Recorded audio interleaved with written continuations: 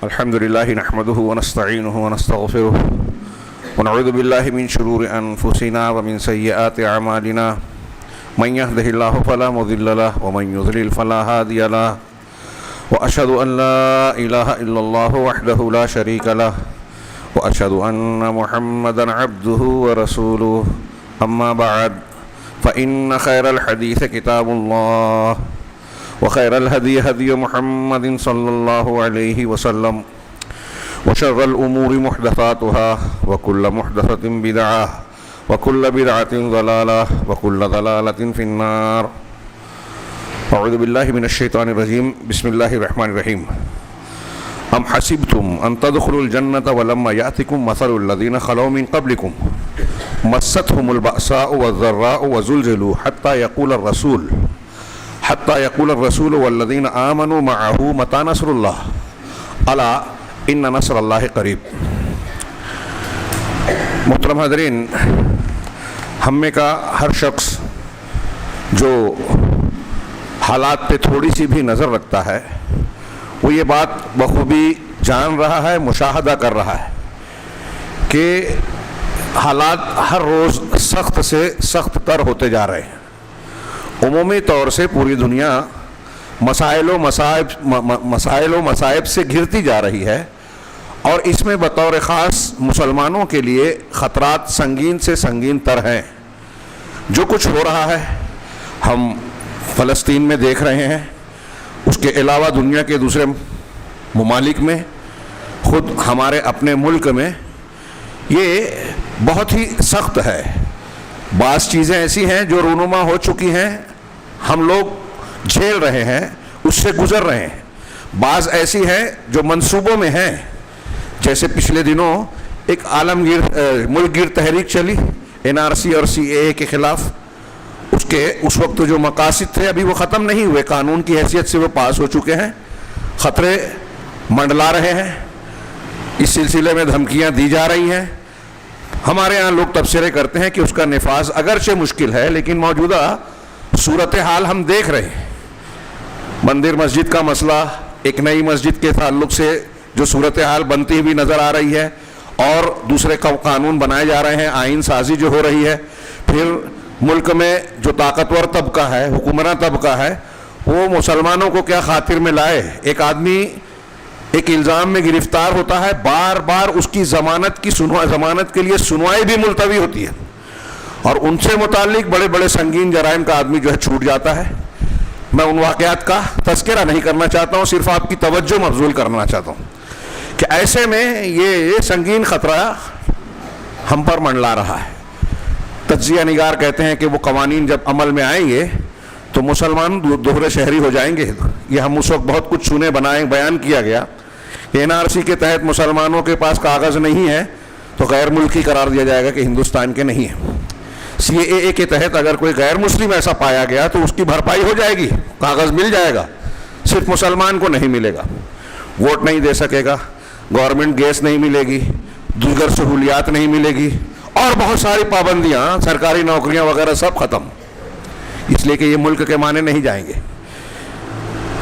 یہ اگرچہ جس انداز میں معاملہ چل رہا ہے، لیکن رام مندر کے افتتاح کے بعد لوگوں کا، تجزیہ نگاروں کا کہنا ہے کہ اس طرف معاملہ تیزی سے جا رہا ہے. ایسے اور بھی خطرات ہیں، معاملات ہیں جو ہم پر تلوار لٹک رہی ہے، آنکھوں سے لوگ دیکھ رہے ہیں. اور ایسا نہیں ہے کہ لوگوں کو معلوم نہیں ہے. مسلمانوں میں جو لوگ جانکار ہیں ان میں فکر مندی ہے، بہت سے لوگوں میں دہشت ہے. اب کئی واقعات ہوتے ہیں، مسلمان جان چکے ہیں کہ ہم ایک طریقے سے بے بس ہیں، اور یہ بات ملک کی اکثریتی طبقے بھی جانتے ہیں، ان کی اپنی تگ و دو جاری ہے.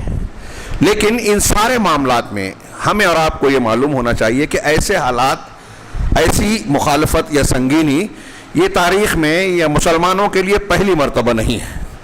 اس سے زیادہ سخت حالات ہیں. جب یہ کہنا بھی کہ میں مسلمان ہوں، جب صرف کلمے کا اظہار کرنا، اشہد ان لا الہ الا اللہ، یہ لوگوں کو دعوت دینا تھا کہ ہم پر حملہ آور ہو جائیں. ابو ذر غفاری نے کعبہ میں نہ کلمہ پڑھا، لوگوں نے اتنا مارا کہ لہو لہان ہو گئے. ایسے حالات، یہ میں نے ایک مثال دی، ایسے بہت سے آئے. ہاں اصحاب الاخدود کا واقعہ کچھ مہینہ 2 مہینہ پہلے شاید میں نے اس پر خطبہ دیا تھا. وہ واقعہ آپ جانتے ہیں ہاں کہ صرف اسلام کو قبول کرنے سے بڑے بڑے گڑھے کھدوا کر آگ لگا کر اس میں جھونک دیا گیا. یہ حالات ہمیشہ سے ہوتے رہے ہیں اور قرآن و حدیث پر ایمان رکھنے کی صورت میں ہمیں اس سلسلے میں زبردست رہنمائی اور ہدایت حاصل ہے. میں آج کے خطبے میں بڑا مختصر وقت ہوتا ہے, لمبا چوڑا تجزیہ کرنے میں وقت زیادہ ہو جاتا ہے. میں چاہتا ہوں کہ صرف نصوص کی روشنی میں جو ہم اور آپ سن چکے ہیں, جان چکے ہیں, یہ غور کریں کہ قرآن و حدیث کی تعلیمات اور ہدایات ایسے میں ہمارے اور آپ کے لیے کیا ہیں. حالات کی سنگینی, امتحان یا عذاب یہ قانون قدرت کا حصہ ہے اور ہر چیز کے اسباب ہیں. ہمارے ساتھ اگر تنگیاں ہیں, سختیاں ہیں, پریشانیاں ہیں, مصیبتیں ہیں تو اس کے بھی اسباب ہیں اور ان اسباب کا علاج بھی ہے جو قرآن و حدیث نے بیان کیا. ہمارے یہاں لوگ دہشت زدہ ہیں, خوف زدہ ہیں, فکر مند ہیں, کچھ لوگ غافل بھی ہیں. اور جو لوگ فکر مند ہیں بھی تو جب حالات سے نپٹنے اور اپنے آپ کو بچانے کے لیے کوشش کرتے ہیں, پلاننگ کرتے ہیں, تو وہ طریقہ, وہ راستہ اختیار نہیں کرتے جو قرآن و حدیث نے بتایا. یہ میں بار بار کہتا ہوں. کچھ لوگ جو ہیں وہ دنیاوی اعتبار سے غور و فکر کرتے ہیں, انہیں لگتا ہے قرآن و حدیث اس سلسلے میں کیا ہدایت دے گا. کچھ لوگ جو ہیں قرآن و حدیث یا دین کی طرف آتے ہیں تو وہ طریقہ, وہ دعائیں, وہ عمل اختیار کرتے ہیں جو بدعت ہے, خرافات ہیں, قرآن و حدیث سے ثابت نہیں ہے. بڑے بڑے پیر صاحبان کے فلاں فلاں دعا کیجئے, اجتماعی ورد کیجئے, بدعت و خرافات کی تعلیم دیتے ہیں. اور بدعت اللہ کے عذاب کو اور بھڑکانا ہے, شریعت کے نام پر شریعت کی مخالفت کرنا ہے اور اپنے آپ کو اور عذاب کے سامنے پیش کرنا ہے. اس تناظر میں قرآن کی 2-3 جگہ کی آیتیں صرف آپ کو یاد دلانا چاہ رہا ہوں اور اس کے آئینے میں قرآنی آیات اور پھر قرآنی آیات نے جو کچھ بیان کیا وہ ہم ماضی اور بعد کی, اللہ کے نبی صلی اللہ علیہ وسلم سے پہلے اور آپ کے بعد کی پوری تاریخ اسلام کی تاریخ میں آپ سرسری طور سے ذہن میں غور کیجیے کہ اللہ کا بنایا ہوا, جس کو ہم قانون قدرت کہیں گے, یہ قانون قدرت ایک جیسا پوری تاریخ میں آپ کو نافذ نظر آئے گا. ایک جگہ مثال کے طور پہ اہل ایمان کے لیے وعدے. اللہ رب العالمین نے, بہت مشہور آیت ہے سورہ نور کی, وعد اللہ الذین آمنوا منکم وعملوا الصالحات لَيَسْتَخْلِفَنَّهُمْ فِي الْأَرْضِ كَمَا اسْتَخْلَفَ الَّذِينَ مِنْ قَبْلِهِمْ وَلَيُمَكِّنَنَّ لَهُمْ دِينَهُمُ الَّذِي ارْتَضَىٰ لَهُمْ وَلَيُبَدِّلَنَّهُمْ مِنْ بَعْدِ خَوْفِهِمْ أَمْنًا. کتنی صاف بات ہے اور ہم میں سے کوئی ایسا نہیں ہے جو یہ پہلی مرتبہ سن رہا ہوں. اللہ کا وعدہ ہے. اللہ کا وعدہ ایک ایمان والا مانتا ہے کہ جھوٹا ہو ہی نہیں سکتا. جھوٹا مانے تو وہ خود کافر ہو جائے گا. اللہ کا وعدہ ہے, اللہ نے وعدہ کیا ہے تم میں سے جو لوگ ایمان لائے اور عمل صالح کیا. 2 باتیں, ایمان اور عمل صالح. یہ سب لوگ بولتے ہیں, جانتے ہیں, مسلمانوں کی تکالیف کی بنیاد بتاتے ہیں کہ ہمارے ہاں ایمان کی کمزوری ہے. لیکن میں منبر رسول سے یہ بات بار بار دہرا رہا ہوں اور آج بھی کہہ رہا ہوں کہ ہمارے یہاں یہ بات کہتے تو ہیں لیکن ایمان کو ایمان کی طرح سمجھنے کی کوشش ہی نہیں کی جاتی, عمل ہی نہیں ہوتا, عقیدے پر محنت ہی نہیں ہے. اور اگر بتایا جائے کہ یہ توحید ہے, یہ شرک ہے, یہ صحیح عقیدہ ہے اور یہ غلط عقیدہ ہے, تو ہمارے یہاں لوگوں کو سننے کی فرصت نہیں ہے, ماننا تو دور کی بات ہے. یہ جذبہ بھی نہیں ہے کہ قرآن و حدیث اتنے اہتمام کے ساتھ اللہ نے ہمارے اور آپ کے لیے نازل کیا, دنیا اور آخرت کی کامیابیوں کے لیے. ہمیں اس کی پرواہ ہی نہیں ہے, ضرورت نہیں ہے, ایسا سمجھتے ہیں.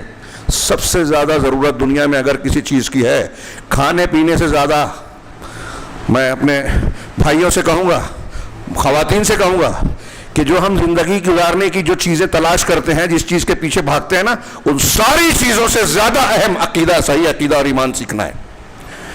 اس کے لیے محنت کیجئے, پیسہ خرچ کرنا پڑے کتنا بھی تو کم ہے. مفت میں درس قرآن, درس حدیث, کتابوں کا درس ہوتا ہے, ہم کو ٹائم نہیں ہے. فضولیات کے لیے بہت وقت ہے. آج ہمارا نوجوان, خواتین سب موبائل میں کتنا وقت گزارتے ہیں, اس کا چند % اگر دے دیں ہاں کہ ہم دین کا صحیح عقیدہ سیکھیں تو ہماری پوری زندگی پر اس کے اثرات مرتب. صحیح عقیدہ انسان کی شخصیت کو نکھارتا ہے, صحیح بناتا ہے, اور اللہ کے یہاں صحیح عقیدے کی بنیاد پر ہی اعمال عبادات قبول ہوتے ہیں، سارے وعدے اس کی بنیاد پر ہیں. عقیدہ آپ کا صحیح نہیں ہے، تہجد پڑھتے رہیے، روزانہ لاکھ مرتبہ ذکر و اذکار کے جو مختلف جملے ہیں دہراتے رہیے، کوئی فائدہ نہیں. یہ میں نہیں کہتا، قرآن حدیث کی بہت سی دلیلیں کہتی ہیں. لئن اشرکت لیحبطن عملک، کتنی بار سن چکے ہیں کہ اگر آپ نے بھی شرک کیا تو سارے عمل برباد. اور فضائل پہ عمل کیے جا رہی ہے قوم، شرک بھی کر رہے ہیں، حرام چیزیں بھی عقیدے میں اختیار کیے ہوئے، اللہ کے رسول کا، بزرگان دین کا وسیلہ لگا کے دعا مانگ رہے ہیں. بدعت ہے، حرام ہے. امام حنیفہ اور تمام ائمہ حدیث اور فقہا کہتے ہیں حرام ہے. ہمارے یہاں لوگ جائز مانتے ہیں، بحث کرتے ہیں بغیر دلیل کے، مصیبت ٹالنے کے لیے بدعتی چیزیں اختیار کر لی. پیر صاحب نے بتایا اجتماعی ورد کرو، میڈ ان انڈیا دعا، میڈ ان انڈیا طریقہ. میڈ ان انڈیا سے مطلب میرا یہ ہوتا ہے کہ یہاں بنایا گیا، اللہ کے رسول نے نہیں بتایا. تو تم کو قرآن کی آیت پر آ رہا ہوں، وعد اللہ الذین آمنوا منکم، تم میں جو لوگ ایمان لائے ہیں اللہ نے ان سے وعدہ کیا ہے. کیا وعدہ کیا ہے؟ لَيَسْتَخْلِفَنَّهُمْ فِي الْأَرْضِ، کہ زمین میں ان کو خلافت دے گا، حکومت دے گا. یہاں کچھ لوگوں نے پلٹ دیا ترتیب کہ حکومت قائم ہوگی تو ہم اسلام نافذ کریں گے، اور حکومت کا قیام جو ہے اس کو اسلامی دعوت کا مرکزی نقطہ نصب العین بنا لیا. جماعت اسلامی کی فکر آپ دیکھیے، مولانا ابو العلا مودودی اور سید قطب وغیرہ، آج ان کی جماعتیں جو ہے تحریکیت والی پوری کی پوری سیاسی ہو چکی ہے. اقتدار چاہیے، اسلام کے نفاذ کا دعویٰ کرتے ہیں. جہاں حکومت ملی تو کہا کہ اسلام سے زیادہ آزادی، سیکولرزم اور مذاہب کی آزادی ہمارے نزدیک اہم ہے. یہ میں ایک آدمی نے نہیں کہا، یوسف القرضاوی، اسماعیل شتا اور نہ جانے کون کون ایسے بیانات موجود ہیں. اسلام کو اقتدار حاصل کرنے کا راستہ بنا لیا اور پوری تشریح ہی غلط کر دی دین کی. حکومت کے قیام کے لیے ساری عبادات کو تابع بنا دیا، جبکہ اللہ قرآن میں کہہ رہا ہے کہ ایمان اور عمل صالح ہوگا تو اللہ حکومت دے گا. عمل صالح کون سا ہوتا ہے؟ آپ اور ہم جو کریں، مولوی صاحب بتائیں، پیر صاحب بتائیں، خواب میں دکھائی دے، وہ عمل صالح، وہ عمل صالح نہیں ہے. جو رسول اللہ صلی اللہ علیہ وسلم نے بتایا، اخلاص کے ساتھ نبی کے طریقے پہ کیا جائے، وہ عمل صالح ہے. یہ کبھی نہیں بھولنا چاہیے. آپ کے اندر کتنا بھی اخلاص ہے لیکن سنت کے خلاف آپ کو یہ عبادت کر رہے ہیں، بدعت ہے. بدعت ہر جمعہ میں اللہ کے رسول کہتے تھے ہر بدعت گمراہی ہے. آپ کہہ رہے ہیں بدعت سے ثواب بھی لے گا، مصیبت ٹلے گی. کیسے ممکن ہے کہ آپ کے رسول اللہ صلی اللہ علیہ وسلم کی بات مخالف ہو اور دونوں صحیح ہو ہی نہیں سکتا. نبی کریم صلی اللہ علیہ وسلم کی سنت کی پیروی کی جائے. عمل صالح میں یہ ہے، ایمان میں اخلاص آ گیا کہ جو ایمان والے ہوں اور عمل صالح اندر سے بھی صحیح ہوں، باہر سے بھی صحیح ہوں، شریعت کے مطابق پابند، تو اللہ کا وعدہ ہے کہ خلافت دے گا، حکومت دے گا. اللہ کا وعدہ غلط نہیں ہوتا. جس وقت کے قرآن کی آیت نازل ہوئی، مسلمان بڑے کمزور تھے، پریشان حال تھے، دشمنوں کے نرغے میں تھے، لیکن یہ وعدہ کیسے پورا ہوا؟ نبی کریم صلی اللہ علیہ وسلم کے زمانے ہی سے فتوحات کا سلسلہ شروع ہوا. غزوہ احزاب کے بعد مسلمانوں نے اقدام جو شروع کیا تو حضرت ابوبکر صدیق، عمر فاروق، عثمان غنی اور پھر بعد میں حضرت علی اور معاویہ کے دور تک چلتا رہا. حضرت علی کے زمانے میں آپسی، حضرت عثمان کے آخر زمانے سے آپسی اختلافات کی وجہ سے یہ سلسلہ تھوڑا سا کمزور ہوا اور ہمارے توجہ لوگ مبذول کراتے ہیں انہی جھگڑوں کی طرف، لیکن دوسری طرف فتوحات اور عالم اسلام کی کامیابیاں جاری تھیں. دیکھتے ہی دیکھتے دنیا میں کوئی ایسی مثال نہیں ہے، چند سالوں میں اسلام دنیا کے 1/3 حصے میں پہنچ گیا اور بقیہ حصوں میں بھی پہنچنے کے راہ ہموار ہو گئی. آج دنیا کے ہر حصے اور خطے میں اسلام کا پیغام ہے. یہ اللہ کا وعدہ تھا صحابہ کرام کے سامنے اور پورا ہوا. زمین میں خلافت دے گا، وَلَا يُمَكِّنَنَّ لَهُمْ دِينَهُمُ الَّذِي ارْتَضَىٰ لَهُمْ، اور اس دین کو قوت و طاقت اور غلبہ دے گا اللہ جس کو ان کے لیے پسند کیا ہے، یعنی اسلام کو. آج وہی سب کی نظر میں کھٹک رہا ہے. سارے باطل کے بولے کچھ بھی، امریکہ ہو، یورپ ہو، یہود ہو، نصارہ ہو، ہنود ہو یا کوئی اور ہو، سب کی نظر میں یہی حق کھٹکتا ہے. قرآن حدیث والا اسلام، اور اسلام میں وہ اسلام جو قرآن و حدیث والا ہے. بدعت و خرافات والوں سے باطل کو ٹینشن نہیں ہے. وَلَا يُمَكِّنَنَّ لَهُمْ دِينَهُمُ الَّذِي ارْتَضَىٰ لَهُمْ وَلَا يُبَدِّلَنَّهُمْ مِن بَعْدِ خَوْفٍ أَمْنًا، اور خوف کے بعد اللہ کا یہ وعدہ ہے ایمان والوں اور عمل صالح والوں سے کہ خوف کے بعد امن کی حالت سے تبدیل کر دے گا. خوف کی حالت نہیں رہے گی, دہشت زدہ نہیں رہو گے, یہ پریشان, ٹینشن, تلوار لٹک رہی ہے, کوئی نوجوان گرفتار ہو جائے سالوں تک ضمانت نہیں ہوگی, سنوائی نہیں ہوگی, بے گناہ ہے, 20 سال کے بعد چھوٹ رہا ہے. ہاں, یہ خوف اور دہشت پھیلا ہوا ہے آج. ہمارے خلاف کارروائی ہم کچھ نہیں کر سکتے. صورتحال یہی ہے, اللہ کا وعدہ ہے. اب ہم اور آپ چاہتے ہیں کہ خوف کی حالت بدلے, ہم کو غلبہ ملے, عزت ملے, تو کیا نسخہ ہے اس کا؟ میمورنڈم, سیاسی طاقت, الیکشن, جھوٹ فریب, فلاں اور فلاں اور فلاں طریقہ جو دنیا میں لوگ بتاتے ہیں, یا جو قرآن بتاتا ہے وہ؟ قرآن والی بات لوگوں کی سمجھ میں نہیں آ رہی ہے. کن کو؟ مسلمانوں کو, کہ ہمارے مسائل کا حل اور نسخہ قرآن میں ہے, یہ ایمان عمل صالح. اب ایمان اور عمل صالح تھوڑی دیر کے لیے غور کیجئے, کیا ہم اس کے لیے تیار ہیں؟ صحیح عقیدہ میں نے بتایا, سیکھنے کے بھی نوبت نہیں ہے. لوگ مسلکوں پہ چلنا چاہتے ہیں, اپنے مولوی پر اندھا بھروسہ کر لیا, پیر صاحب پر بیعت کر لیا, اب اس کے بعد قرآن حدیث دیکھنے کو تیار نہیں. کوئی صحیح غلط بتا رہا ہے, کوئی پرواہ نہیں, اعتماد ہے اندھا. دنیا کے سارے مذاہب والے یہی کرتے ہیں. جو جس گھر میں پیدا ہوا, جس ماں باپ کے دامن میں ہے, اس کی زیر تربیت ہے, اسی کے مذہب کو قبول کر رہا ہے, صحیح اور حق مان رہا ہے. یہی ہم بھی کر رہے ہیں. اور اس کے نتیجے میں بدعت و خرافات کوئی بتاتا ہے, غیر مسلم کو یہ ایجنڈا دیتا ہے, ہم اس پر عمل کرنے لگتے ہیں اور سمجھتے ہیں صحیح چل رہے ہیں. یہ قرآن کی ایک آیت. دوسری آیت یہ اجتماعی ہو گئی, انفرادی طور سے سورہ نحل کی مشہور آیت, من عمل صالحا من ذکر او انثى وهو مؤمن فلنحيينه حیاتا طیبہ ولنجزینہم اجرہم باحسن ما كانوا يعملون. مشہور آیت آپ سنتے ہیں کہ تم میں سے جو نیک عمل کرے, من عمل صالحا من ذکر او انثى, وہ مرد ہو یا عورت, من عمل صالحا من ذکر و انثى وهو مؤمن, اس حال میں کہ وہ مومن ہو. شرط دیکھیے, ایمان والا ہو, عمل صالح کرے, مرد ہو یا عورت ہو. ایمان جس میں عقیدہ آ گیا, عقیدہ ارکان ایمان, ارکان اسلام. عمل صالح ظاہر میں اس پر سارے تقاضوں پر عمل کرنا, وہی بات جو سورہ نور کی آیت میں. تو اللہ کا وعدہ یہاں کیا ہے؟ فَلَنُحْيِيَنَّهُ حَيَاةً طَيِّبَةً, ہم اسے ضرور بضرور, لام بھی ہے, نون ثقیلہ بھی ہے, ڈبل تاکید ہے عربی میں, جس میں پختگی کا اللہ رب العالمین کہہ رہا ہے کہ ضرور بضرور انہیں خوشگوار زندگی دیں گے. وَلَنَجْزِيَنَّهُمْ أَجْرَهُمْ بِأَحْسَنِ مَا كَانُوا يَعْمَلُونَ, اور ان کے اجر کو جو وہ عمل کر رہے ہیں اس کا بہتر سے بہتر بدلہ دیں گے, اجر و ثواب دیں گے. کیا ہماری زندگی حیات طیبہ خوشگوار زندگی ہے؟ سمپل بات جو میں نے تمہید بیان کی, کوئی نہیں کہہ سکتا. اس کا مطلب یہ اللہ کا وعدہ غلط بھی نہیں ہے, تو نتیجہ ہمارا عمل صالح نہیں ہے, ہمارا ایمان صحیح ایمان نہیں ہے. قرآن کی آیت کہہ رہی ہے, اس آئینے میں ہم اپنے آپ کو دیکھیں. یہ اللہ کے دو وعدوں والی آیت میں نے پیش کی, اور بھی نصوص ہیں قرآن و حدیث میں, وقت نہیں ہے, کہ اگر ایمان عمل صالح ہوگا تو اللہ زندگی اچھی دے گا. آخرت کی کامیابیاں اپنی جگہ, دنیا کا بھی وعدہ ہے, اچھی زندگی دے گا آپ کو اور ہم کو, عزت دے گا, حکومت دے گا, خوف کے بدلے امن ہوگا. یہ دو آیتوں کے تناظر میں آیا سامنے. اب اس کے بالکل مخالف دو آیتیں وعیدوں کی دیکھ لیں, یہ وعدے کی ہے. اللہ کی دھمکی کی بھی دو آیتیں دیکھیں. اللہ رب العالمین نے ایک جگہ فرمایا, من اعرض, سورہ طٰہٰ کی مشہور آیت, من اعرض عن ذکری فإن له معیشة ضنکا, کہ جو میرے ذکر سے اعراض کرے گا. ذکر کا یہاں وسیع معنی ہے, صرف سبحان اللہ الحمدللہ کہہ لینا سنت یا بدعت کے طریقے پہ یہ معنی نہیں ہے.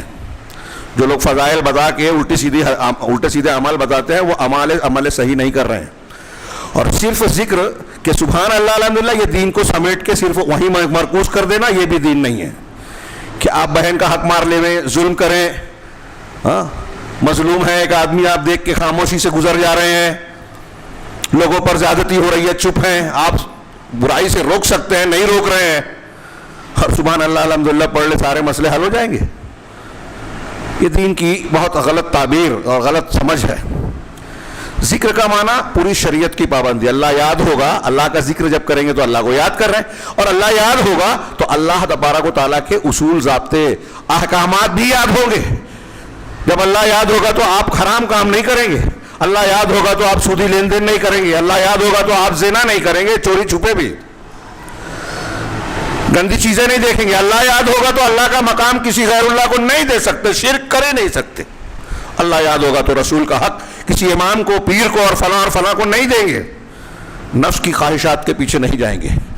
اللہ کہہ رہا ہے وَمَنْ أَعْرَضَ عَنْ ذِكْرِي, جو میرے ذکر سے اعراض کرے, میری شریعت کی پابندی نہ کرے, کترا جائے. ہم اور آپ کترا رہے ہیں کہ اس کی طرف متوجہ ہیں, غور کیجئے.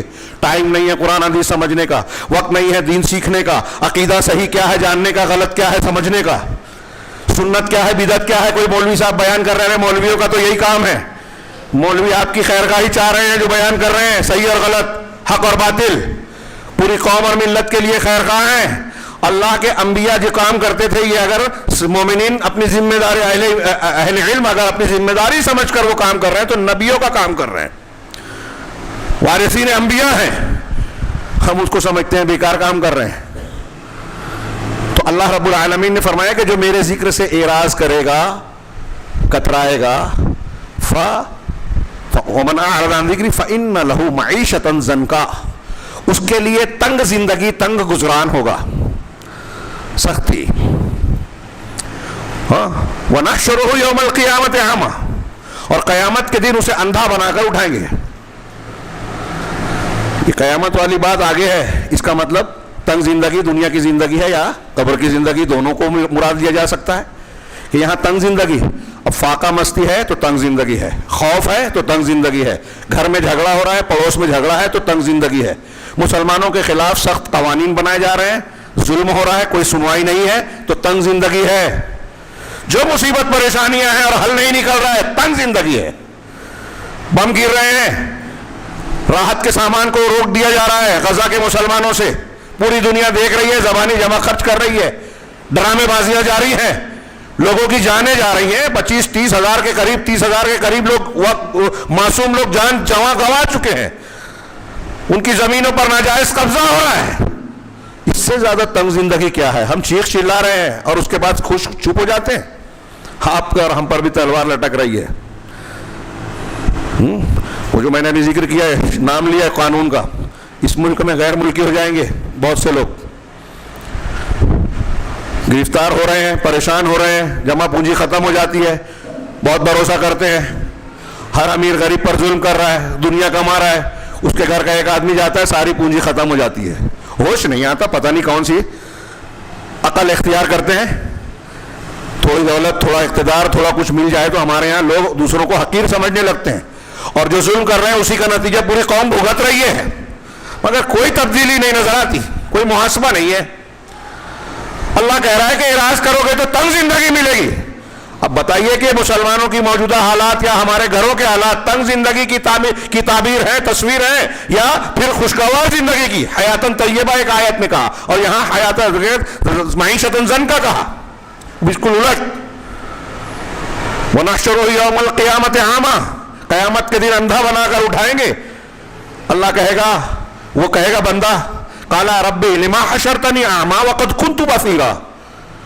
كُنْتُ بَصِيرًا, کہ پروردگار میں تو بینا تھا, دنیا میں دیکھنے والا تھا, تو نے مجھے اندھا بنا کر کیوں اٹھایا؟ اللہ کہے گا كَذَلِكَ أَتَتْكَ آيَاتُنَا, ایسے ہی میری آیتیں تیرے پاس آئی تھی جب تیرے پاس آنکھ بھی تھی, بصیرت بھی تھی, ہے نا. قرآن حدیث سیکھ سکتا تھا, سمجھ سکتا تھا, لیکن اندھا بن کے گزر گیا. قرآن حدیث کی آیتیں, دلیلیں, شریعت کی دلیلیں تمہارے پاس آئی, اندھے بن گئے. تو جیسے دنیا میں تو خود اندھا بن گئے آنکھ ہوتے ہوئے, یہاں ظاہری طور پر بھی اندھا بنا دیا گیا. جیسا عمل ویسا بدلہ, انما الجزاء من جنس العمل, یہ قاعدہ ہے قرآن حدیث کا. وَنَحْشُرُهُ يَوْمَ الْقِيَامَةِ رَبِّ لِمَا حَشَرْتَنِي كَذَلِكَ أَتَتْكَ آيَاتُنَا فَنَسِيتَهَا, تو نے اسے فراموش کر دیا, آیتوں پر دھیان نہیں دیا, توجہ نہیں دی. فَكَذَلِكَ الْيَوْمَ تُنْسَى, ایسے ہی آج تو بھلا دیا جائے گا, فراموش کر دیا جائے گا, رحمت نہیں ہوگی. یہ ایک وعید والی آیت. ایک اور وعید والی آیت اکثر آپ سنتے ہیں, میں خود بار بار دہراتا ہوں, سورہ نور کی, فَلْيَحْذَرِ الَّذِينَ युखालिफून अन अम्रिही अन तुसीबहुम फितना और युसीबहुम अज़ाबुन अलीम। जो लोग रसूल के हुक्म की मुखालफत करते हैं उन्हें डरना चाहिए कि उन्हें कोई फितना पकड़ लेवे, फितना लाहिक हो जाए या दर्दनाक अजाब। फितने की तशरीह कुछ उलमा और फुक़हा ने कहा कि शिरक, कुछ उलमा ने कहा दुनिया का अजाब। दोनों सही है। जो रसूल के हुक्म की मुखालफत करेगा वो आखिर में शिरक यानी ईमान के खिलाफ वाली चीज में जो है पड़ जाएगा।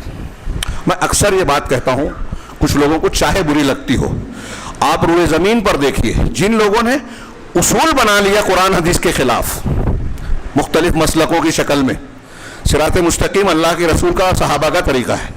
एक आदमी उस पर कायम है, अगर से अमल में कोताही हो रही है, लेकिन मानता है कि दीन वही है जो कुरान हदीस का है, जो सहाबा का तरीका है। लेकिन इससे हट के जब लोगों ने अलग अलग रास्ते उसूल ज़ाब्ते बनाए, फला शख्सियत की तकलीद करेंगे, फला के रास्ते पे चलेंगे, फला सिलसिले को लेंगे, अकल की बुनियाद पर जो है कुरान हदीस में जो है नया रास्ता नया कायदा बना दिया। कोई विजदान की बुनियाद पर सूफियों ने जो है कश्फ और इल्हाम और विजदान की बुनियाद पर जो है नए नए रास्ते बता दिए।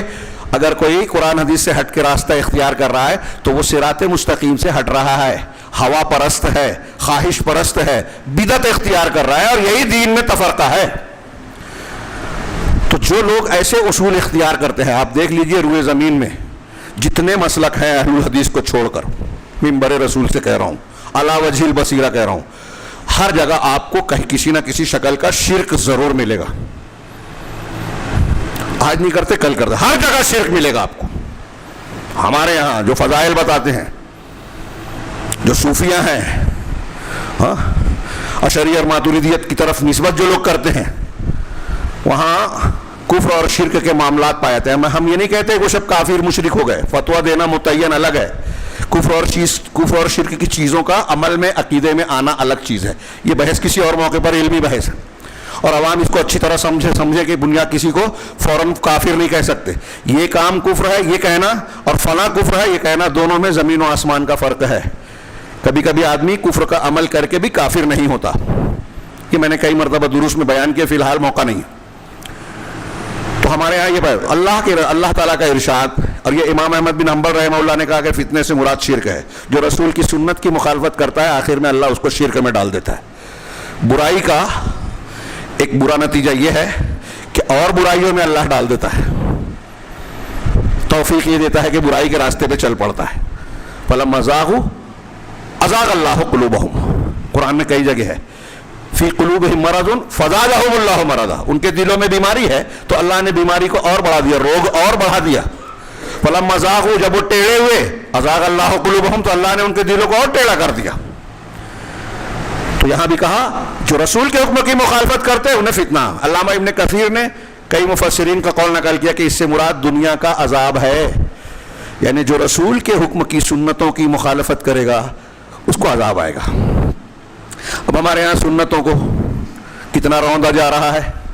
सुन्नत से मुराद सिर्फ यही नहीं है मिसवाक करना, सीधी करवट सोना, सीधे हाथ से खाना, ये तो मुस्तहब्बात हैं।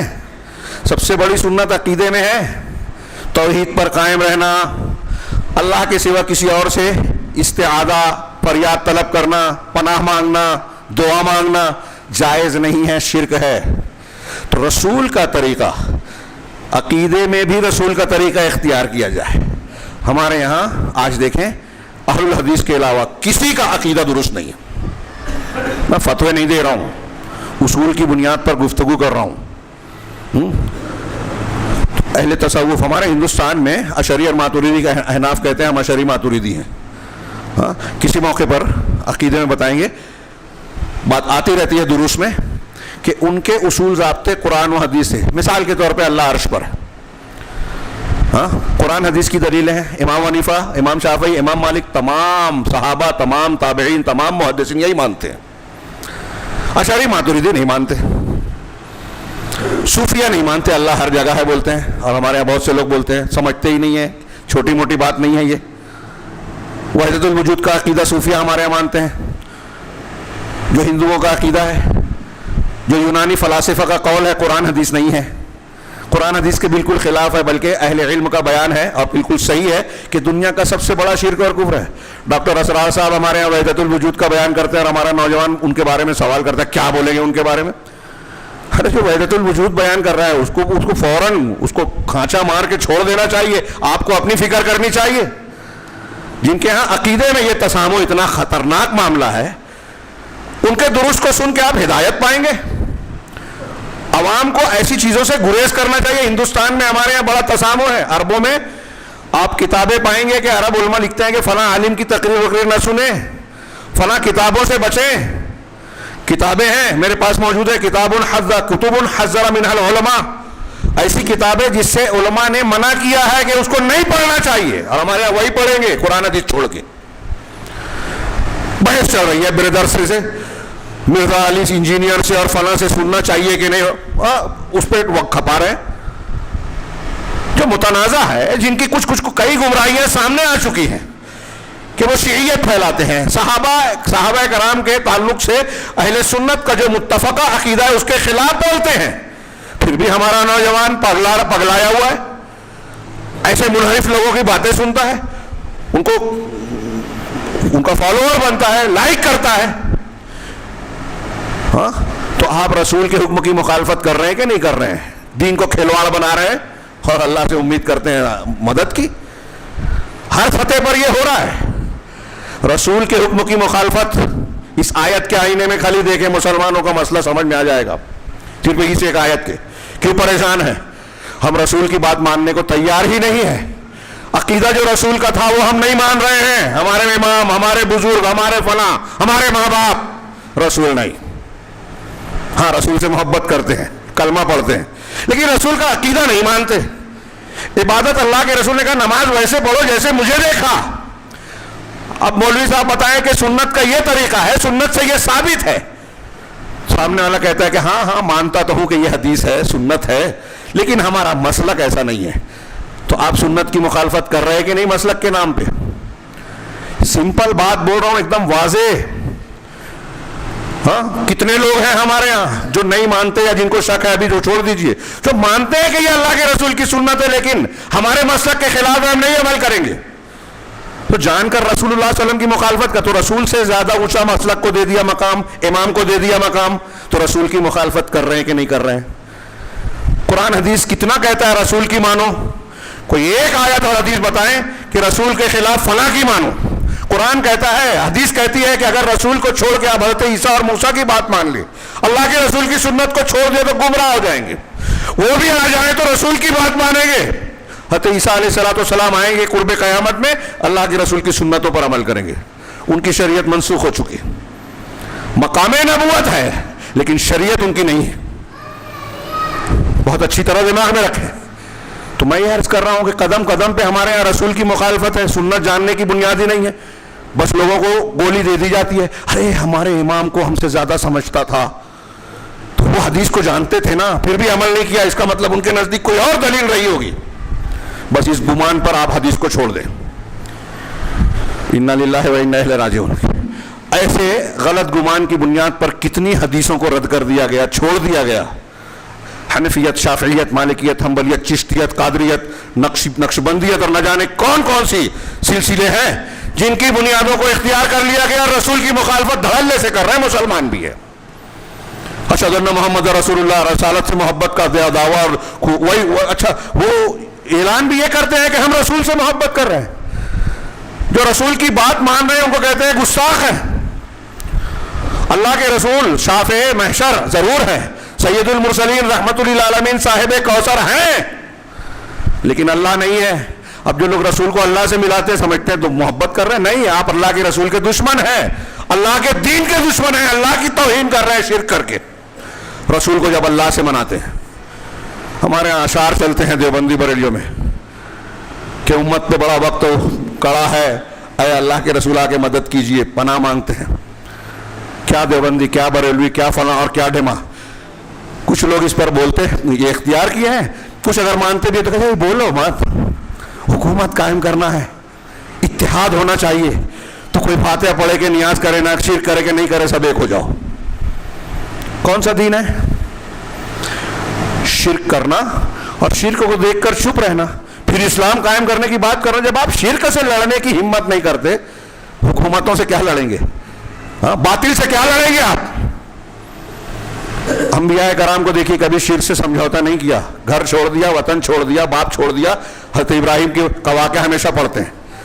وقت زیادہ ہو رہا ہے، میں نے کہا تھا کہ میں صرف آیت اور اسی آیت کی روشنی میں بات کر رہے ہیں، یہ وعید والی دوسری آیت، اور اس پر غور کیجئے کہ جو لوگ رسول کے حکم کی مخالفت کرتے ہیں عقیدے میں، عبادت میں، نماز روزہ حج زکوٰۃ میں، ہاں ہر جگہ معاملہ ٹیڑھا ہے ہمارے یہاں. نماز یا تو پڑھتے نہیں ہیں، پڑھتے ہیں تو سنت کے مطابق نہیں پڑھتے، یا اخلاص نہیں ہے، کوتاہیاں ہیں. زکوٰۃ دکھاوے کی دیتے ہیں، اپنی پسند سے دیتے ہیں، اپنے طریقے پہ دیتے ہیں، یا کچھ لوگ دیتے ہی نہیں ہیں، یا ہیلے بہانے اختیار کرتے ہیں کہ زکوٰۃ سے بچنے کے فقہاء اور علماء نے یہ طریقے بتائے ہیں، اس طرح بچ جائیں. زکوٰۃ فرض ہونے سے پہلے پراپرٹی خرید لو، بچ جاؤ زکوٰۃ دینے سے. حالانکہ اس میں بھی تفصیل ہے، میں نے ابھی درس میں بیان کیا کل پرسوں. تو جو لوگ رسول کے حکم کی یہ ساری مخالفتیں ہیں، اور پورا دین جو قرآن و حدیث ہے وہ رسول کا طریقہ ہے. دین کے کسی بھی ثابت شدہ امر کی کوئی مخالفت کرتا ہے وہ اس آیت کے مصداق بنتا ہے کہ جو رسول کے حکم کی مخالفت کرتا ہے انہیں ڈرنا چاہیے کہ انہیں فتنہ یا دردناک عذاب آ پکڑے. علامہ ابن کثیر نے اقوال نقل کر کے بتایا کہ فتنے سے مراد دنیا کا عذاب اور دردناک عذاب آخرت کا. رسول کے حکم کی مخالفت ہوگی تو یہ ہوگا. وَجُعِلَ الذُّلُّ وَالصَّغَارُ عَلَى مَنْ خَالَفَ أَمْرِي، ایک حدیث کا ٹکڑا ہے کہ جو میرے حکم کی مخالفت کرے، سنت کے خلاف جائے گا، اس پر ذلت اور خاری مسلط ہو جائے گی مسلمانوں پر. یہ ایک جملہ رسول اللہ صلی اللہ علیہ وسلم کا دیکھ لیجئے، بس یہ کافی ہے ہمارے حالات کی سنگینی. وقت زیادہ ہو چکا. یہ ایک وعید کی میں نے دو وعدے کی آیتیں، دو وعید کی آیتیں پڑھی، اور ایک آیت جو میں نے پڑھی تھی جس پر تفصیلی گفتگو کرنی تھی لیکن بہت ہی سرسری موقع ہے، سرسری بات کا موقع ہے. سورہ بقرہ کی آیت نمبر 214 جا کے ضرور پڑھیں، آپ بہت مرتبہ پڑھ اور سن چکے ہیں. وہ یہ ہے، اللہ تعالیٰ نے فرمایا ام حسبتم ان تدخلوا الجنہ، کیا تم ایسا گمان کیے بیٹھے ہو، ایسا سمجھ رہے ہو کہ تم جنت میں یوں ہی چلے جاؤ گے، جنت مل جائے گی حلوے میں.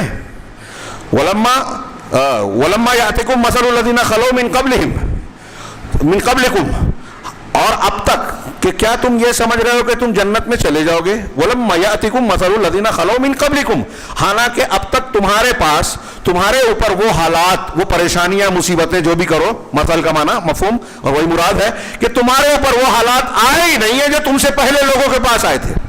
یہ اللہ کے رسول صلی اللہ علیہ وسلم سے کہا جا رہا ہے اور صحابہ سے جب نازل ہو رہے تو یہی تھے مسلمان، ہاں، کہ تم سے پہلے کے اوپر لوگوں پر جو حالات آئے ابھی تک آئے ہی نہیں ہیں، تو تم سمجھ رہے ہو جنت میں یوں ہی چلے جاؤ گے.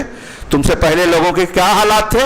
اللہ نے فرمایا مستہم البأساء والضراء، انہیں سختیوں اور تنگیوں نے گھیر لیا. بأسا کا مفہوم اہل علم نے کیا کہ یہ مالی اعتبار سے تنگی ہے، فقر و فاقہ، بے روزگاری، اور ذرہ جسمانی بیماریاں، تکلیفیں ہیں. یعنی جسمانی پریشانیاں ہوں تو ذرہ، مالی پریشانیاں ہوں تو باسا. اس میں مقصود تمام پریشانیاں، سختیاں، قانون کی باتیں آ گئی جو ہمارے خلاف جاتی ہیں. تو انہیں مختلف قسم کی سختیوں نے، پریشانیوں نے جکڑ لیا. مستہم البأساء والضراء وزلزلوا، اور ہلا دیے گئے، جھنجھوڑ دیے گئے. زلزلہ سے زلزلو ہے، زلزلہ آ گیا اندر، مطلب انہیں ہلا دیا گیا، جھنجھوڑ دیا گیا. حتی یقول الرسول، یہاں تک کہ رسول بھی پکار اٹھے، والذین آمنوا معہ، اور ان کے ساتھ وہ لوگ بھی جو ایمان لائے تھے. رسول اور رسول کے ساتھ ایمان لانے والے وہ کیا پکار اٹھے؟ متی نصر اللہ، اللہ کی مدد کب آئے گی؟ کون کہہ رہا ہے؟ اللہ کے رسول. یعنی رسول اللہ صلی اللہ علیہ وسلم سے کہا جا رہا ہے کہ پہلے کے لوگ ایسے تھے کہ رسولوں پر تکلیف، یعنی اللہ کے رسول ہوں، مومنین ہوں، سختیاں آئے گی، یہ اللہ کا قانون ہے. سختیاں آئی، فقر و فاقہ، پریشانیاں، ہاں، اور اتنی آئی کہ رسول، اب تھوڑی دیر کے لیے میں یہاں ایک نقطے پر، ایک پہلو پر غور کرانا چاہتا ہوں کہ رسول اور ایمان والے جو رسول ہیں وہ دین سے غفلت کر سکتے ہیں کیا؟ وہ اپنے عمل میں کوتاہی کرنے والے ہو سکتے ہیں کیا؟ ہمارے ایمان بھی رسول میں داخل ہے کہ جن کو ہم سچا رسول مانتے ہیں ان کے بارے میں یہ عقیدہ رکھے کہ سب سچے تھے، امانت دار تھے، انہوں نے اپنی ذمہ داری نبھانے میں کوئی کوتاہی نہیں برتی. یہ ایمان کا حصہ ہے. کسی نبی کے بارے میں یہ مان لیں کہ انہوں نے کوتاہی کی تھی، غلطی کی تھی، ہاں، انہوں نے اپنی ذمہ داری نہیں نبھائی، خیانت کی، تو یہ کفر ہو جائے گا. تو انہوں نے اپنی ذمہ داریاں ایمانداری سے دیانتداری سے نبھائی, کوئی خیانت نہیں کی. رسول جو ہے ایمانداری سے ذمہ داریاں نبھا رہے ہیں, پھر بھی یہ حالات آئے کہ زلزلوا مستھم البأساء والضراء وزلزلوا. اب ہم اپنی بات پر غور کریں. میں نے وعدہ اور وعید کو سنانے کے بعد یہ پیش کی کہ آزمائش بھی آئے گی ایک, اگر سچا مسلمان بھی ہے, ایمان اور عمل صالح ہوگا تو اللہ کے وعدے ہیں, ہم نے پڑھا. لیکن ایمان اور عمل صالح ہے, جتنا اونچا ہوگا اتنی بڑی آزمائش اور امتحان بھی ہوگا. یہ قرآن کی آیت بتا رہی ہے, امتحان ہوگا. لیکن میں اکثر کہتا ہوں کہ ایک ہے امتحان, ایک ہے عذاب. عذاب آتا ہے تو سنوائی نہیں ہوتی, ذلت و خواری ہوتی ہے. امتحان میں ذلت و خواری نہیں آتی. انبیاء کرام پریشان ہوئے, ذلیل نہیں ہوئے, بے عزت نہیں ہوئے, وقار رہا, عزت رہا, عزت رہی. جو لوگ دشمن تھے وہ بھی مانتے تھے کہ یہ بہترین انسان ہے. بہت غور سے سمجھیے. میں کہنا یہ چاہتا ہوں کہ رسول کے عمل میں, ایمان میں کوئی کھوٹ نہیں, پھر بھی آزمائے گئے. اور ہمارا معاملہ کیا ہے؟ ہمارا تو نہ ایمان صحیح ہے نہ عمل صحیح ہے. ہاں, تو ہماری بات آزمائش کی ہے یا عذاب کی ہے؟ غور کرنے کی بات ہے کہ ہم پر جو سختیاں آ رہی ہیں, جو پریشانیاں آ رہی ہیں, وہ اس آیت کی روشنی میں ابتلا و آزمائش کی ہے, یا پچھلی جو آیتیں ہم نے پڑھی دو وعیدوں والی, اس کی روشنی میں عذاب والی ہے. دونوں صورتوں میں ہمیں غور کرنا چاہیے. اور عذاب والی صورت میں تو اور زیادہ فکر مند ہونا چاہیے کہ ہم پر ابھی دنیا میں عذاب آ رہا ہے, تو پھر آگے برزخ اور آخرت کا کیا معاملہ ہوگا. دنیا میں ہم عذاب کی شکل میں اللہ سے دعا مانگ رہے ہیں, اللہ کے ہاں دعا قبول نہیں ہو رہی ہے اگر, تو آخرت میں کیا حالات ہوں گے. بہت زبردست لمحہ فکریہ ہے. یہاں میں اس آیت کی روشنی میں یہ بیان کرنا چاہتا تھا کہ اللہ نے بتایا کہ پہلے بھی یہ ہوا. رسول اللہ صلی اللہ علیہ وسلم کے زمانے میں, بخاری کی روایت ہے, وقت نہیں ہے, بہت سرسری سے اشارہ کروں. بخاری کی روایت ہے کہ مکہ میں جب بہت تنگ کیا گیا نئے نئے مسلمانوں کو, جو کمزور تھے, مصعب ابن عمیر رضی اللہ تعالیٰ عنہ, حضرت مقداد, حضرت عبداللہ ابن مسعود, حضرت خباب, حضرت بلال, ان کا جو معاملہ تھا انتہائی سخت قسم کے ظلم ان پر ڈھائے گئے. اسی درمیان ایک دن آپ کعبہ میں لیٹے ہوئے تھے, حضرت خباب نے آیا, بخاری کی روایت ہے, حضرت خباب رضی اللہ تعالیٰ عنہ نے آ کے کہا کہ اللہ کے رسول, الا تستنصر اللہ لنا, اللہ کے رسول آپ ہمارے لیے اللہ سے مدد کیوں نہیں مانگتے؟ الا تدعو اللہ لنا, اللہ سے ہمارے حق میں دعا کیوں نہیں کرتے؟ ہاں, ہمارے حق میں دعا یعنی دوسروں کے مشرکین کے حق میں بد دعا. اللہ کے رسول لیٹے تھے, اڑ گئے اور کہا کہ تم سے پہلے کے لوگ جو ہیں, ان من کان قبلکم کان احدہم یوضع المنشار علی مفرق رأسہ, کہ تم سے پہلے کے لوگوں کا معاملہ یہ تھا کہ ایک شخص ہوتا تھا جس کے سر کے درمیان میں آرا ڈالا جاتا تھا, آرا لگایا جاتا تھا, ہاں, اور اس آرے سے کاٹا جاتا تھا یہاں تک کہ قدموں تک پہنچ جاتا تھا, جسم کے 2 دھڑ کر دیے جاتے تھے. گڑھے میں پیر ڈال کے سر سے اس کو آرا چلا کے کاٹا اور چیرا جاتا تھا. لیکن اللہ کے رسول نے فرمایا لا یصرفہ ذلک عن دینہ, ایسا ظلم ستم اور ایسی حرکت بھی اسے اس کے دین سے نہیں پھیرتی تھی. ہاں, ہمارے یہاں تھوڑا سا کچھ لالچ آ گیا, مسئلہ آ گیا, ہم بہن کا حصہ مار لیتے ہیں. ہاں, بہن کا حصہ مارا مطلب آپ نے دین کا قاعدہ چھوڑ دیا. اپنے لالچ میں تھوڑا سا خطرہ محسوس ہوا تو دین پر عمل کرنا چھوڑ دیتے ہیں. تھوڑی سی لالچ ملی تو دین بیچ دیتے ہیں, ضمیر بیچ دیتے ہیں, مخبر بن جاتے ہیں, اس کے جھوٹ بولتے ہیں, اپنے نفس کی خواہش کے لیے دین کا گلا گھونٹتے ہیں. فلاں کا خطبہ نہیں ہونا چاہیے, فلاں کو آنے مت دو, قرآن حدیث کی تعلیم عام مت ہونے دو. اس سے کوئی مسئلہ نہیں ہے کہ قرآن حدیث یا دین کا نقصان ہو رہا ہے, یا وہ آدمی جو ہے فائدہ پہنچائے گا تو دین کا فائدہ ہوگا. ہم ظلم کریں تو اللہ رب العالمین ہمارے اوپر ظالم کو ہی مسلط کرے گا نا. کذالک نولی بعض الظالمین بعضا بما کانوا, یہ قوم سمجھنے کو تیار ہی نہیں ہے. ظلم ہو رہا ہے, شکوہ شکایت ہے, لیکن اپنے آپ کو سدھارنے کی کوئی سوچتا ہی نہیں ہے. اور میں یہی آج کے خطبے کا حاصل بیان کرنا چاہتا ہوں کہ ان آیتوں اور ان اصولوں کی ہدایات کی روشنی میں ہم جائزہ لے لیں کہ مسلمانوں کے حالات سخت ہیں, ہم سب مان رہے ہیں.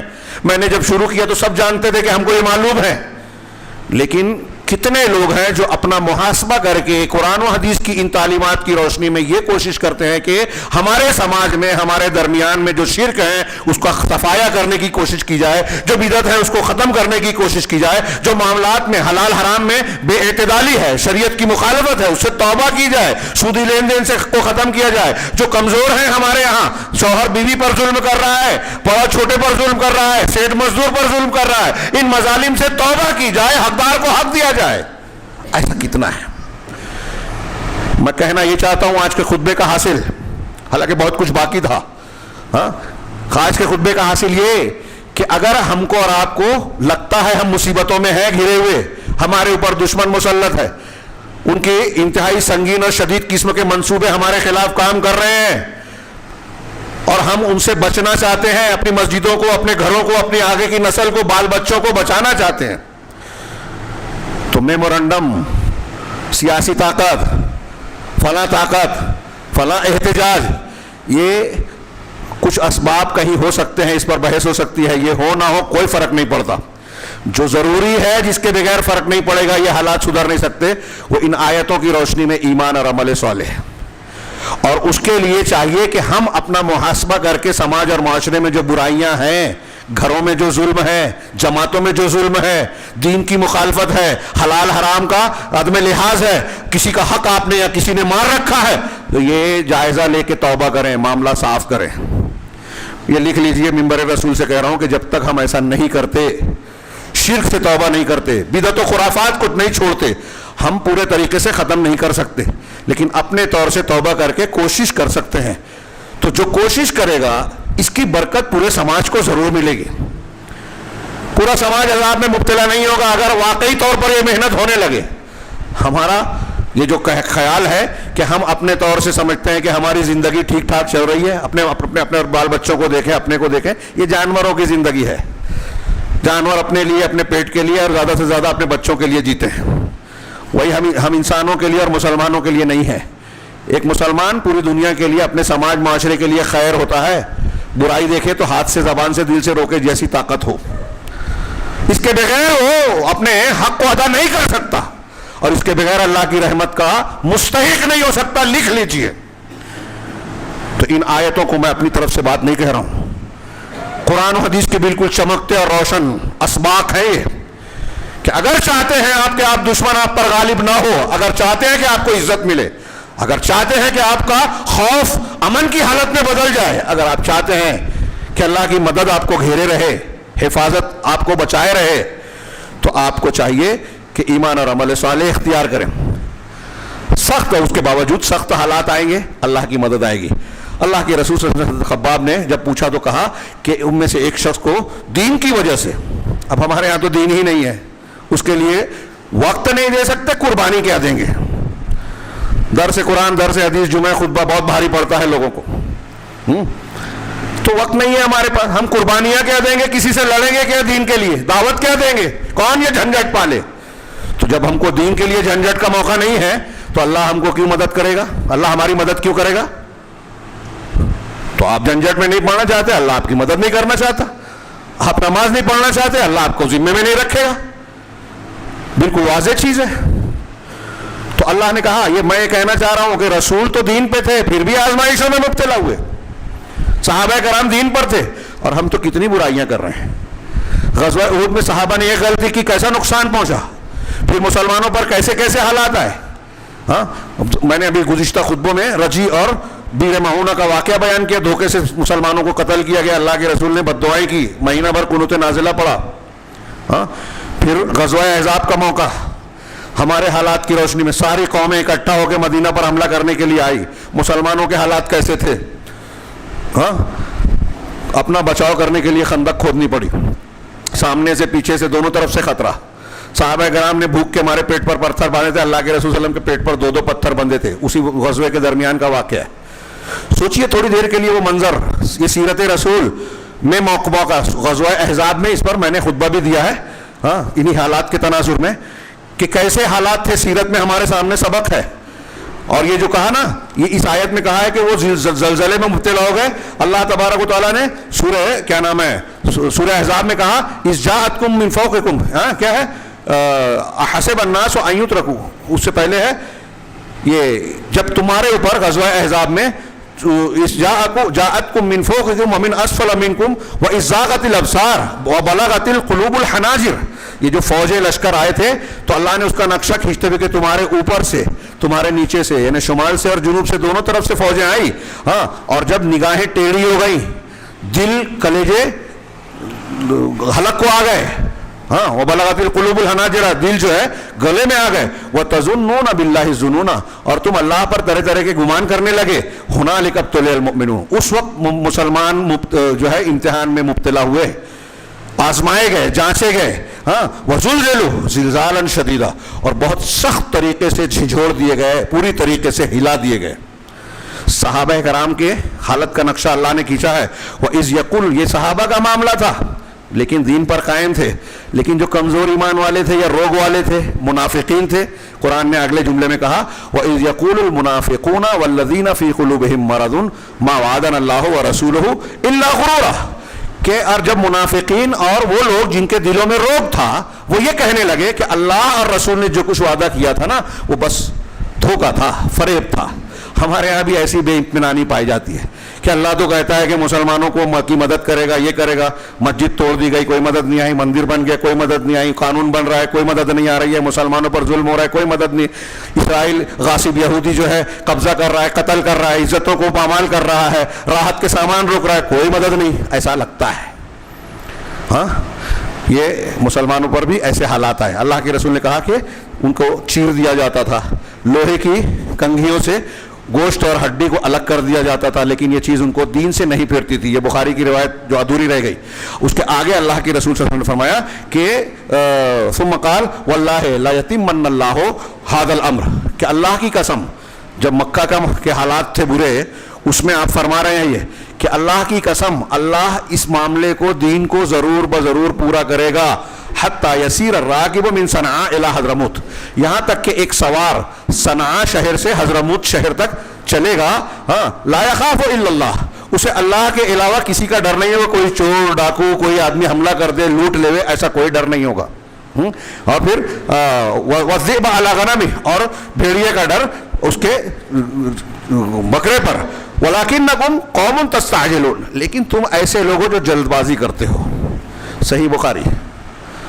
تھوڑی دیر کے لیے غور کیجئے کہ ان کو ایسے حالات، اور اس میں پیشین گوئی ہے مسلمانوں کے لیے اس وقت کہ تم آج پریشان ہو، کمزور ہو، تم پر ظلم ہو رہا ہے، اللہ رب العالمین کی مدد آئے گی اور اسلام کو غلبہ ملے گا، ایسا غلبہ ملے گا کہ امن چھا جائے گا۔ غیر اسلامی دنیا ہمیشہ ظلم کرتی ہے، آج ظلم عام ہو رہا ہے، مسلمانوں ہی کو نہیں، اب غیروں کو بھی، دوسری پارٹیوں کو بھی احساس ہو رہا ہے۔ ہاں، کیسے الیکشن ہو رہا ہے، کیسے قانون بن رہے ہیں، کیسے ایجنسیوں کو اپنے ہاتھ میں لے لیا گیا، یک طرفہ معاملات ہو رہے ہیں۔ ہاں، کسی پر بھرشٹاچار ہے کا الزام ہے، وہ اچانک پارٹی بدلتا ہے، صاف ستھرا ہو جاتا ہے۔ یہ سب کچھ ہو رہا ہے، پورا ملک دیکھ رہا ہے، اور بے شرمی سے، ڈھٹائی سے ہو رہا ہے۔ ہاں، انصاف دنیا میں پوری تاریخ میں جس نے قائم کیا وہ اہل اسلام ہے، اور یہ قرآن و حدیث کی تعلیم کی بنیاد پر۔ تو یہ آزمائش کے دور گزرے۔ اب اس تاریخ میں چاہتا تھا، موقع نہیں ہے، صرف ایک دو جملہ کہہ دوں کہ آپ ماضی میں دیکھیں یا رسول اللہ صلی اللہ علیہ وسلم جس وقت نازل ہوا، اللہ کے رسول صلی اللہ علیہ وسلم کا دور تھا، اب اللہ کے رسول صلی اللہ علیہ وسلم سے لے کے آج تک کا جو دور ہے، اللہ تعالیٰ نے عروج و زوال کے گویا اس میں قانون بتائے ہیں، جو آیتیں میں نے پڑھی، ہاں، ان سب کو ملائیں، اور بھی دوسرے نصوص ہیں کہ عروج و زوال کی داستان کیا ہے۔ مسلمانوں کو عروج اس وقت حاصل ہوا جب ایمان اور عمل صالح ہوا، اور جب اس راستے سے ہٹے، شرک میں پڑے، بدعت میں پڑے، دنیا داری میں پڑے، لوگوں کا حق مارنے اور ظلم کرنے میں پڑ گئے، تب اللہ رب العالمین کے عذاب کا کوڑا برسا۔ آپ تاریخ میں پڑھ سکتے ہیں سقوط بغداد، عباسیوں کا سقوط بغداد کئی ہے، یہ انتہائی بھیانک تھا جب ہلاکو خان کی فوج نے شیعہ سنیوں کے جھگڑے کا، اختلاف کا فائدہ اٹھا کر شیعہ آدمی کے صرف ابن القمی جو وزیر تھا اس کو اپنے ساتھ ملایا، اس سے دشمنی، اس سے جو ہے مدد لی، دروازہ کھلوایا، اور جب گھسا تو شیعہ سنی کی تمیز کے بغیر، ایک مرتبہ حنفی شافعی جھگڑے کی بنیاد پر بھی ہوا، اس تمیز کے بغیر سب کا قتل کیا۔ اسلامی ماخذ 10 لاکھ تک کی تعداد کہتے ہیں مغربی، اور مسلمانوں کے ماخذ اور مورخین کہتے ہیں 20 لاکھ مسلمانوں کو قتل کیا گیا، کھوپڑیوں کے 3 مینار بنائے گئے۔ مسلمان کی وہاں کی لائبریریوں کو بقول مولانا آزاد دجلہ کے پانی سے دھو دیا گیا، پانی میں ڈال دیا گیا دریا میں، کئی دنوں تک کالا رہا پانی سیاہی سے، روشنائی سے، بادشاہ کو قتل کیا گیا، خزانے لوٹ لیے گئے، اسلامی تہذیب و ثقافت کے آثار مٹا دیے گئے وہاں. ہاں یہ سقوط بغداد کب؟ جب دنیا داری آئی. طاؤس و رباب، مادہ پرستی، دین کا ٹائم نہیں ہے، دنیا داری میں پڑے ہیں. ایک آدمی بڑا ہوتا ہے، بے ایمانی کرتا ہے کہ اپنی اولاد کے لیے کچھ کرے، وہ اولاد بھی بڑی ہوتی ہے تو سوچتی ہے میری اولاد کے لیے کرو، اسی چکر میں لگے ہوئے سب چھوڑ چھاڑ کے چلے جائیں گے. اور ایک فساد ہوتا ہے جو اولاد کے لیے کمایا سب چلا جاتا ہے. ایک بے ایمانی ہوتی ہے، ہمارا کوئی لٹیرا ٹھگ لوٹ کے چلا جاتا ہے، غلط زمین خرید لی، پوری پونجی جمع پونجی چلی گئی. یہ ہے دنیا کا حال، پھر بھی مرے جاتے ہیں. تو یہ بغداد کا اندلس میں مسلمانوں نے 800 سال حکومت کی. میں چاہتا تھا کہ اس کی تھوڑی سی تفصیل بیان کروں، موقع نہیں ہے، پھر کسی موقع پر. اس میں نشیب و فراز کب کب آئے. ہاں جب مسلمانوں نے جب وہاں آپس میں اختلاف کیا، برادری کا جھگڑا، دنیا داری، دولت کمانا، حکومت جو ہے وہ محلوں کی تعمیر اور دنیا کی رہنائیوں میں لگ گئی، داد عیش دینے لگی، آج کے زبان میں جو ہے تکلفات، تعیش اور فیشن اختیار کر لیا، تب اللہ کی مار پڑی. ہاں اندلس کی تاریخ بہت ہی عبرتناک ہے، پڑھنے کے لائق ہے. کیسی مسلمانوں نے 800 سال حکومت کی. اس وقت تو یورپ کے لوگ وہاں پڑھنے آتے تھے مسلمانوں کی اسکول میں. نئی چیز ایجاد کی، غلط چیزیں بھی مسلمانوں نے بہت سی ایجاد کی. یہ چھری کانٹا آج یورپ کے لوگوں کا طریقہ مانا جاتا ہے. اندلس کے ایک بگڑے ہوئے مسلمان کی ایجاد ہے یہ، جو موسیقی بجاتا تھا. نئے حمام مسلمانوں نے بنائے اندلس میں. جب یورپ میں نہانے کو منحوس سمجھا جاتا تھا، اندلس جس کو آج اسپین اور پرتگال دو الگ الگ ہو گیا کہتے ہیں، اس وہاں جو ہے وہ مسلمان نئے ڈھنگ سے غسل دیتے تھے. یہ جو اسٹیم بات اور یہ ہے نا، یہ مسلمانوں نے اس کی شروعات وہاں سے کی تھی. قصر حمراء اور زہرا شہر، اس کی پڑھیں گے تو حیرت زدہ ہو جائیں گے کہ کیا کچھ کیا مسلمان. لیکن میں نے کہا کہ جب دین چھوڑ کر دنیا کی طرف گئے تو کاٹے گئے، مارے گئے آپس کے. جب ہم اختلاف کرتے ہیں، جب ہم قرآن و حدیث کی مخالفت کرتے ہیں، اپنے سے کمزور پر ظلم کرتے ہیں، شریعت کو پامال کرتے ہیں، تو یہ ایک جملہ لکھ لیجئے کہ ہم اپنے دشمنوں کو طاقتور بناتے ہیں، دشمن کے لیے اپنے آپ کو نرم چارہ بناتے ہیں جب ہم شریعت کی مخالفت کرتے ہیں. پوری اسلامی تاریخ میں یہی نظر آئے گا. اور جب ہم ایمان اور عمل صالح اختیار کرتے ہیں تو اپنے آپ کو مضبوط کرتے ہیں، ناقابل تسخیر بناتے ہیں.